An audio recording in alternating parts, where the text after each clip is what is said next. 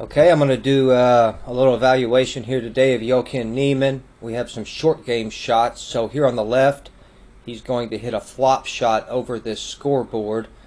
He's down in Chile, where he's born, and this was like an old farm range thing where he grew up on, and he said he used to practice this shot a lot as a kid. So we'll go over some of the techniques and traits that he's using to launch this ball over the board. And then here on the right, I'm going to go over kind of like an athletic putting style that he uses, that if you're a golfer that has a hard time pulling the trigger, or a hard time, getting the stroke started, this is definitely a good way to go about it. So let's start here on the left first. You can see he's taken somewhat of an abnormal setup, but I can tell just by looking at him that he knows what's going on. For instance, if you need to launch the ball high, he's doing all the things you would want to do in order to set yourself up for success. One thing you notice, he's taking an extremely wide stance. This will help the player get lower in their initial setup, and also a lot easier to slide under the ball. We don't have a behind view, so it's hard to see how far away he is, but you can tell that his hands are dropped. For instance, they're under his zipper line, and that's going to push him back off the ball a little. That'll also give him room to slide under it here. Now, we can tell that he's in a slightly open stance with the left foot pulled back of the right a little. We can also see that his hands are not in front. He's pretty much just letting the club lay almost at 90 here. You could even argue that his hands are back a little, letting the shaft lean a little back. He's definitely positioned his head behind the ball here. That way he can stay more on this back foot. Now, as he goes about this is going to require a long swing and a swing with a lot of speed. So he's going to have to make sure that the club's getting all the way back, and he's going to want to have a quick set on the club. So you can see right here, as the arm's approaching parallel, he's already able to set the club close to a 90-degree mark. That way he can get some leverage and be able to flip his wrist a little to add some loft. Now as we get into the shot, you can see right here he's going to kind of open up his left knee and drive into this left side. Now right there, he's able to get a nice descending angle down. Most of the weight now is positioned more in front, but you can see he's keeping his head still down and back behind the ball. So as we continue with the shot here, there he goes flipping under it. So just to see what he launched this ball at, I'm kind of curious.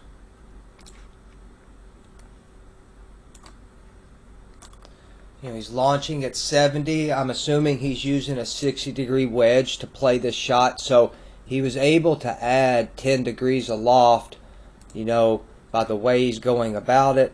Also at address, you're going to see the club is laid wide open.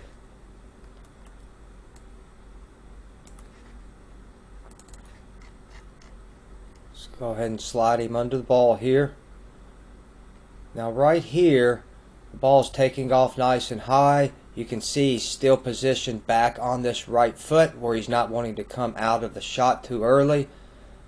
He's clipped it about perfectly here. You can see that the club itself has already released back towards about a 90-degree set here.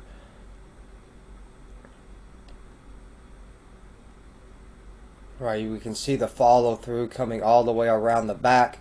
You can see that he's kind of hanged back here in this little reverse C action, ensuring that he can launch and get this ball up quickly. Now we go ahead and play the rest of the shot here. It should show it going up over this scoreboard. There it goes. And here's the old tractor he said he used to ride all the time to pick up range balls as a kid. So I'm sure this guy just grew up, or probably spent every hour of every day at this little range down in Chile, and this is where this guy learned to play. I think it's a cool little spot to learn the game. I like that he's trying different types of shots and things instead of just trying to be by the book. You're going to learn a lot in golf by doing things and trying different types of shots. It's definitely going to be good for someone's creativity. So yeah, that was pretty cool that he was able to launch that over there that quickly. But again, a lot of this is just going to be determined by setup, the techniques that you're using, and the club itself is going to have to hinge and unhinge, okay, in order to get any type of high loft on these type of shots. So again, a lot of that's going to be just controlled by setup and the techniques that he's using. But if you follow just some of the traits that he does there, definitely can make that shot easier. Even though you're never going to be hitting over a scoreboard on the course, there might be times where you need to launch over a bunker to a short-sided pin, or maybe up over a bush or a tree really abruptly, and those are the setup traits you would want to take in place. Now here on the right, he's going about this putt. So you'll see him look at the hole where he's going. From here, he's going to settle in his feet. Okay, the feet are settling in. You're going to see him look back up, I believe, one more time. Now when he makes this look, watch his left arm. He kind of chicken wings it out a little, just to shake off any tension. Immediately as his eyes, so right now he's looking at the line this way.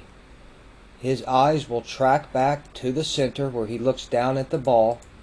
And when his eyes get back to the ball, so as he retraces the line back to the ball, he's going to be ready to go. So now the eyes trace back to the putt. You'll see a small forward press of the hands here. And then now the putter goes. This is a great way to not get frozen over a putt and to not be too still before the stroke arrives. So again, let's go over those things in order. So the feet kind of settle in, that way the lower body doesn't become stiff or too frozen. He's going to look up at the line of putt that he likes. Okay, from there he's going to retrace the line back to the ball. Little forward press of the hands, and then away it goes. So you can see nothing really stays still the entire time. He's able to keep his feet moving, his hands moving, and his arms moving. But as he goes to strike the putt, everything's real calm before the action. So again, looking, arm comes out a little, hands forward press, and then there goes the putting stroke. That's exactly how I went about pulling the trigger on my putt. I would always retrace the line back. Immediately when my eyes got back over the ball, I would push my hands a little bit forward just to get the putter out of a real tense mode, and then that way it allowed me to get the stroke flowing pretty easily.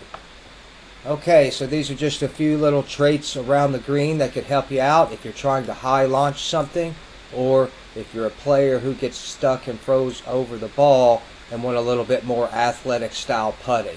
I really like this kid. I think he's going to be a superstar. Outside of Morikawa and Hovland, I think Joaquin Niemann's the third best young player we have in golf today. It's just a matter of time before he starts winning big tournaments and wins a lot more of them. So if you don't know him, definitely keep an eye on him this year. I expect him to do some good things in 2022. All right, so that's Joaquin Niemann. Y'all have a good day now. Thank you.